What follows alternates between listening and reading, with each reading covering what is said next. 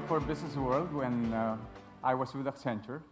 And among other things, I wrote about the deteriorating math skills in the Philippines that led to an insufficient number of science and technology graduates that Accenture needed. I also talked about how our English skills were on the downslide, hence jeopardizing our BPO future country dominance. I also talked about the elementary school education as the bedrock, the foundation, the most important factor to economic progress and international competitiveness. And I talked about how our public school system was letting the country down. And I'd cite a lot of statistics. For example, in 2003, the TIMSS, which is a global test for math and science, we participated in 2003. Our grade 4 students ranked 23rd out of 25 countries. Our grade 8 students ranked 42nd out of 45 countries. And that was in math. In English, do you know that only 10% of our nurses make it to the US and to Europe? Because 90% of them failed the TOEFL, the test of English as a foreign language, 90%. When you look at a private school, private elementary school graduate, a grade 6 student, his vocabulary would be in the range of 2,000 to 4,000 words. That's pretty good, 2,000 to 4,000 words. His public school counterpart would have only 700 to 1,200 words in the vocabulary. That is pitiful. So we have that program called iSipnayan. Now, in iSipnayan, as well as the earlier Kumon version of it, the teachers are not your usual teachers who stand on the board and write the concepts and then solve the problems and then give out the assignments. There are teachers in the room. There are teachers in the iSipnayan room. But what they do is they monitor the progress of the child. They look if the child is not understanding the concepts, and then they redirect the child. They also check the papers very quickly so they can give quick feedback. And then they administer the progress of the child, or the lack of progress. And then they give the assignments depending on how well he's done for the most recent worksheet. Now, this is a rogues gallery of 45 kids. In 2005 and 2006, Accenture joined the program, and Nessel was my primary liaison person. They joined and they funded 45 of the 100 Kumon students in the program. So that was a great help to the foundation back then. And the results have been pretty impressive. I mean, immediately, as soon as they come in, they take a diagnostic exam. And a year afterwards, they take the same diagnostic exam. The average jump in scores of the diagnostic is 100 to 150%. When you look at the report cards of these kids, the math report card grades, it's a jump from anywhere from 5 to 10% within a year. And then we talk about the inter-school competitions. Previously, these schools were not competing or competing miserably. Now, all of their participants, the competitive participants, are from the iSipnayan program, and these kids are winning at the cluster, at the district, and at the division levels. And then you have the National Achievement Tests. The National Achievement Test is a standard test for all public schools, and it's done in March, and Quezon City has 93 schools. And I'll give you one example, Pasig Tamo Elementary School, one of our clients. Pasig Tamo Elementary School has always been sort of in the middle of this ranking.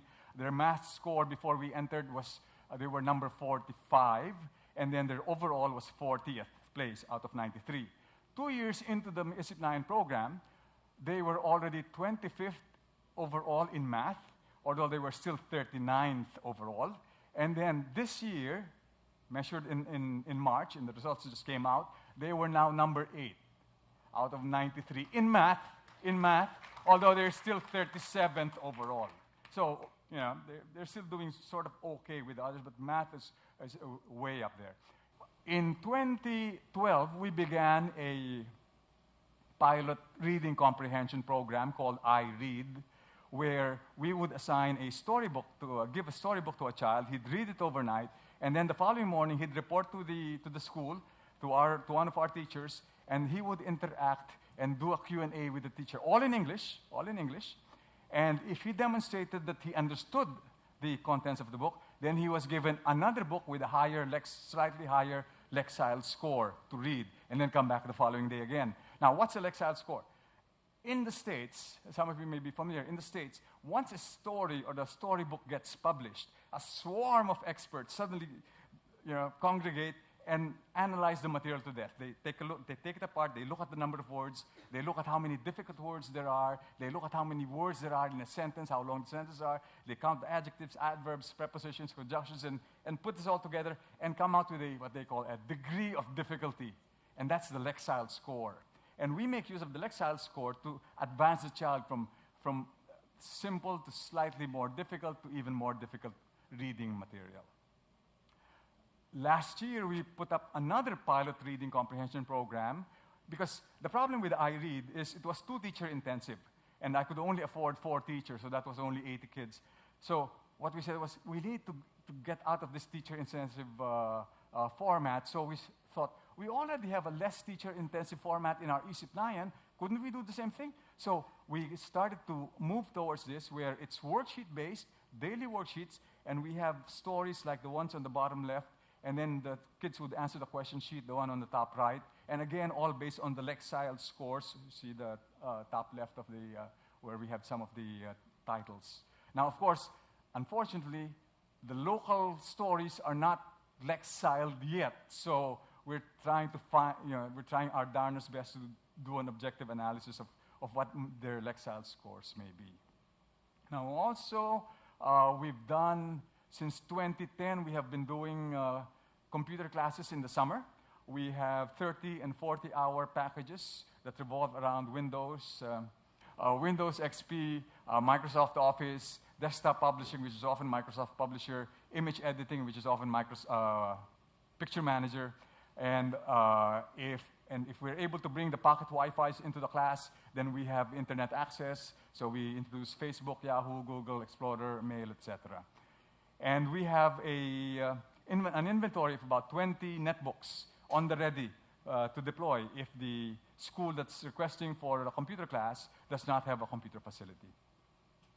Anyway, the parents of kids who go through the program often tell us, oh, my kid was able to get into Quezon City Science High School, or, oh, my kid is still leading his class in math, or he's representing his high school in the math competitions, or he's finally able to go to UP, not beyond our wildest dreams, etc., etc. So they communicate with us and gives us a warm feeling that we're doing something right. But what the parents always say is, my child now has a higher sense of academic discipline, my child has increased self-confidence in math, my child has a tremendous boost in his mental calculating skills. So they all attest to these points. To date, we made a best guess calculation of how many kids have gone through our Kumon or iSipnayan program since we began, and we have a best estimate of 1,500 kids who have gone through the program for at least 1 year. So that's a lot of kids. A couple of lessons, or 3 lessons actually. First lesson is that we need, one small step for our foundation, needs the principals to be on board. 100% on board. Why? Because every project is a partnership with the school. If they're not on board, the project will fizzle out. The second lesson is the parents have to be totally committed. So it's important for us to have an actual face-to-face discussion with the prospective parents. We actually interview the parents. And when the parents say, well, it depends on my child. If he wants to quit, I guess he has to quit. Wala naman kami magagawa. That's not the parent we're looking for, and we don't accept the child into the program. The principals are our best and most effective spokesperson for our programs. Unfortunately, there's a complication again. Principals change. In the public school systems, principals change every 2 or 3 and at the most 4 years. So, which requires us to keep reselling our programs to the new principals. The third lesson is, my wife and I learned very early that we couldn't depend on donations, although it was nice if we would receive a donation in the way that Accenture participated with us in 2005 and 2006. To date, from the time we began 2003 to now, My wife and I have probably spent 20 million pesos of our own money, and that's gradually escalating. But two more insights. First insight, public school children, when given the opportunities that the richer private school children have, will almost always get to the same high achievement levels. Almost always. And second important insight, when on the surface, when you look at the problems of this country, especially in terms of public school education, it looks insurmountable with the corruption, with the poverty, with the paltry budget, and the deteriorating skills of 95% of our students. It's easy to just throw your hands up and walk away. But the insight we learned is that if there are enough concerned citizens, and if each of these concerned citizens just take a small step, like what we do, this is a small step, our own small contribution. When you add up all of these small individual steps, that amounts to one giant step forward.